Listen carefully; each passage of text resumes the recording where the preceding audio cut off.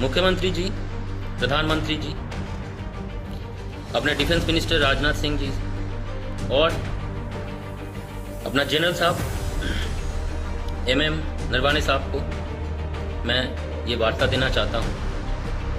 मैं जो छुट्टी में हूँ, छुट्टी में बढ़ाऊंगा और उसके बाद भी छुट्टी ना बढ़े, मैं जब तक अपने परिवार को सेफ महसूस नहीं करूंगा तब तक मैं ड्यूटी ज्वाइन नहीं करूंगा। भले ही मेरा सर्विस चली जाए, जब तक मैं अपने परिवार को सेफ महसूस नहीं करूंगा कि हाँ मेरा परिवार को मैं छोड़ के अपने सीमा पे मैं रक्षा के लिए जा रहा हूं, तब तक मैं ड्यूटी में नहीं जाऊंगा, भले ही मेरा सर्विस मैं डिस्चार्ज हो जाऊं। जय हिंद, जय भारत, भारत माता की जय। मैं लैंस नायक पार्किन Dasgupta Indian army signal corps में पिछले 12 साल से सेवा दे रहा हूं और मैं अपने देश के विभिन्न क्षेत्र में, काफ़ी से क्षेत्रों में के सीमा में मैंने अपना सेवा दे चुका हूं और दे भी रहा हूं। मैं जम्मू कश्मीर में जब उरी अटैक हुआ था, उस टाइम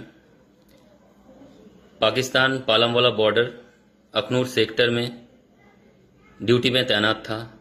उसके बाद नगरोटा अटैक जब हुआ तभी भी मैं 10 इन्फेंट्री सिग्नल रेजिमेंट में अखनूर सेक्टर में ड्यूटी पे तैनात था। हम दुश्मनों से काफ़ी लड़े और कभी भी हम एक सोल्जर कभी अपने माँ भारती पे आंख उठाने कभी नहीं दिए। हमारा ट्रेनिंग हमें ये सिखाया जाता है कि देश को जब आपकी ज़रूरत पड़े तो एक सोल्जर कभी पीठ दिखा के आता नहीं है। तो हम फौजी कभी अपने माँ भारती के ऊपर कोई आँच आने नहीं देते हैं।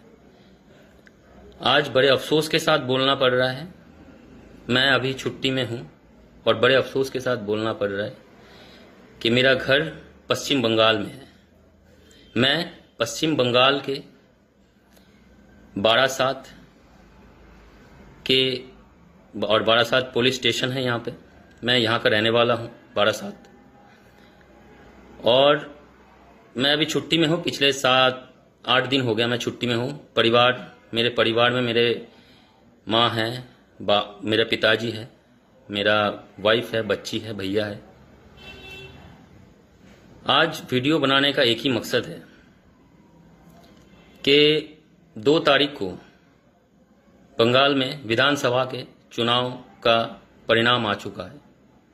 हमें सबको पता है कि तृणमूल कांग्रेस ने 200 से अधिक सीट पाके पूरे जनता का प्यार मिलके उन्होंने आज शपथ लिया, हमारे इस राज्य के मुख्यमंत्री बने और हम उनको बधाई देते हैं।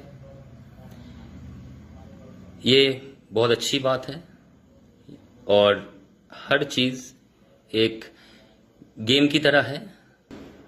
श्यामोली दासगुप्ता, मेरी मम्मी श्रीमती श्यामोली दासगुप्ता। अब ये हिंदुस्तान ऐसा देश है, इसमें हमें कॉन्स्टिट्यूशन ये अधिकार देते हैं कि आप कोई सा भी पार्टी को, कोई भी राजनीतिक दल को आप सपोर्ट कर सकते हो। ये हमारा कॉन्स्टिट्यूशन का अधिकार है। तो ये कॉन्स्टिट्यूशन हमें ये अधिकार देता है कि हम कोई भी राजनीतिक दल को चुन सकते हैं, उनके राह पे चल सकते हैं, भले ही वो रूलिंग हो, भले ही वो अपोजिशन हो। तो मेरा कहने का मतलब ये है, मेरी मदर वो भारतीय जनता पार्टी के कार्यकर्ता थी और है भी। तो जब ये रिजल्ट फाइनल हुआ, मेरा घर है पश्चिम बंगाल के, आपको पहले ही बता चुका हूँ, Barasat district, north 24 Pargana district में बारासात में मेरा घर है। तो मेरे घर के नीचे एक बीजेपी के, भारतीय जनता पार्टी का एक छोटा सा पार्टी ऑफिस भी था। तो जब चुनाव का रिजल्ट आया, उसके एक दिन बाद, मैं असली मुद्दे पे आ रहा हूं, उसके एक दिन बाद अचानक सुबह 10 बजे, 3 तारीख को सुबह 10 बजे उस पार्टी ऑफिस के अंदर टीएमसी के कुछ गुंडों ने आके तुरंत 5 मिनट के अंदर लॉक किया हुआ, पूरा दरवाजा तोड़ के उसके अंदर तोड़ फोड़ के टीवी, बाइक, मेरा खुद का बाइक था, मेरा स्कूटी, मेरा और एक बाइक, और दुकान में जो भी फोटोज वगैरह जो भी थे सब तोड़ फोड़ के एकदम तहस नहस करके चले गए। अचानक टीएमसी के लोग इकट्ठा होते रहे। तब मुझे शक हो गया कि कुछ होने वाला है।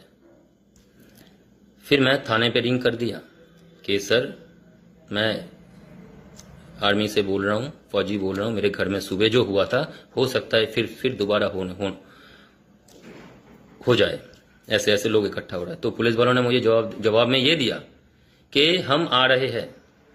उन्होंने मुझे बोला कि हम आ रहे हैं, लेकिन 1 घंटे तक मैं फोन करता रहा। मैं कानून अपने हाथ में नहीं लिया और ना लेना चाहता हूं। 1 घंटे तक टीएमसी के जो भी कार्यकर्ता थे, मैं इनको टीएमसी के कार्यकर्ता नहीं मानता हूं, मैं इनको एक्चुअली एक फौजी, इस टाइप के इंसान को, ये कोई पार्टी का कार्यकर्ता नहीं हो सकता है। इस टाइप के इंसान जो होते हैं ये एंटी सोशल होता है, ये कोई पार्टी का कार्यकर्ता नहीं हो सकता है, क्योंकि पार्टी के कोई भी कार्यकर्ता इस टाइप का काम नहीं करेगा। इन लोगों ने 1 घंटे तक, 1 से 1.5 घंटे तक हमारे घर में पत्थरबाजी करते रहे, सब कुछ तोड़ फोड़ दिया। मैं बिल्कुल चुप रहा। मुझे, मेरे मदर को, मेरे परिवार को, मेरे वाइफ को, मेरे पूरे सदस्यों को बहुत बुरी तरीके से इतने स्लैब लैंग्वेजेस यूज किए, मैं वो बोल नहीं सकता हूं। उसके बाद मैं अपने यूनिट के तरफ से हेल्प मांगा। पुलिस वाले नहीं तो जा रहे थे, फिर आ रहे थे, फिर ये पत्थरबाजी चल रहा था, फिर थोड़ा बहुत कम हुआ। लेकिन मैं फौज का सहारा नहीं लेना चाहता हूं। जरूरत पड़े तो फौज का मैं सहारा लूंगा। मैं इसीलिए बोल रहा हूं, मैं फौज का सहारा नहीं लेना चाहता हूं। फौज मुझे रेस्क्यू करके यहां से निकाल लेगा, मेरे परिवार को बचा लेगा। लेकिन आज मुद्दा ये है, मैं फौजी हूं, मेरे परिवार को बचा लोगे आप, मुझे सिक्योरिटी दे दोगे। लेकिन मैं ये नहीं बोल रहा हूं कि बीजेपी के कार्यकर्ता जो भी है, मैं कोई राजनीतिक रंग नहीं लगाना चाहता हूं। जो भी कार्यकर्ता, आज जो भी लोग, जो भी आम जनता जो भी है, इनके ऊपर जिस हिसाब से टॉर्चर हो रहा है, मैं उनके हित में बात कर रहा हूं। और सबसे पहली बात यह है कि मैं आज 3 दिन से घर से बाहर नहीं जा रहा हूं, क्योंकि मुझे ये डर है, ये पैनिक फील हो रहा है कि अगर मैं बाहर गया तो मेरे परिवार के ऊपर टीएमसी के गुंडों ने हमला बोल देगा। अगर फौजी रहते हुए ही ये फौजी के घर में इस टाइप से बर्ताव हो रहा है, तो फौजी अगर यहां से हिल गया तो और भी कुछ कर सकता है। मैं बंगाली में भी बोल सकता था, मैं इसीलिए बंगाली में नहीं बोल रहा हूं।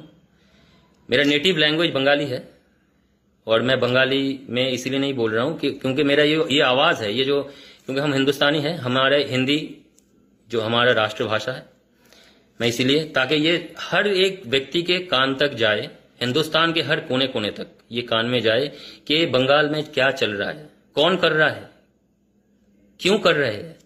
चुनाव का रिजल्ट तो आ गया है, ममता बनर्जी अपना सत्ता पे, अपने गद्दी पे आ गई है, शपथ ले चुकी है। तो ये वायलेंस क्यों परिवार के औरत लोग, कोई भी अपना सिक्योरिटी क्यों नहीं महसूस कर रहा है? लोग डर रहे हैं, आम लोग डर रहे हैं, आम लोग डर रहे हैं, दुकान नहीं खोल पा रहे हैं, चाहे वो टीएमसी का हो, चाहे बीजेपी का कार्यकर्ता हो, चाहे कोई भी बिना दल के कोई भी हो, कि अभी यहां पे तांडव होने वाला है, कुछ भी हो जाएगा। दुकान लूट रहा है, गैंगरेप हो रहा है। और ये मैं खबर देख के नहीं बोल रहा हूं, आंखों देखा हाल बोल रहा हूं। मैं now I mean Calcutta, Barasat.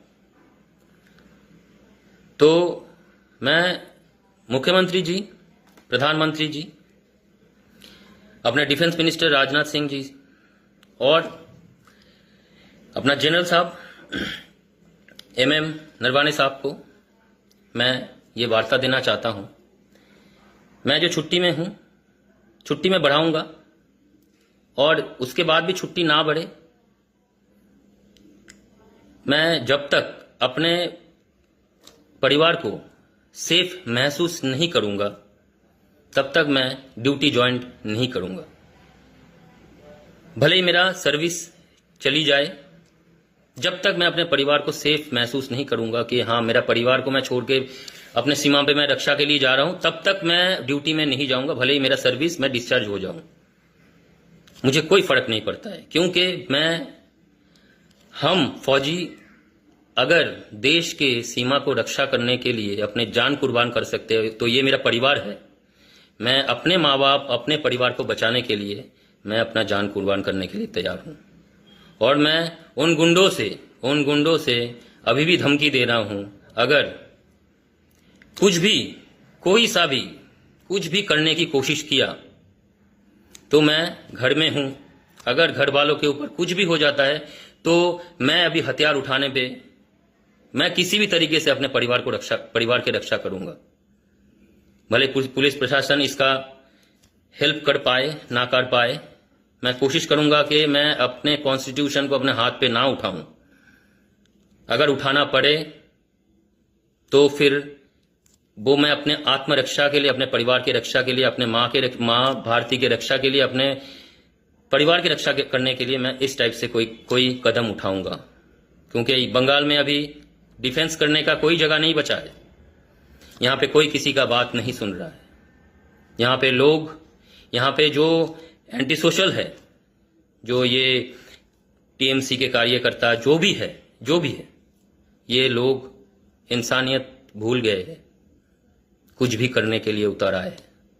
अगर ये कुछ करने के लिए उतर आए तो मैं अपने परिवार की रक्षा के लिए, एक फौजी जैसे सीमा पे रहता है, मैं अपने परिवार की रक्षा के लिए मैं अपने घर में ही रहूंगा, परिवार को रक्षा दूंगा।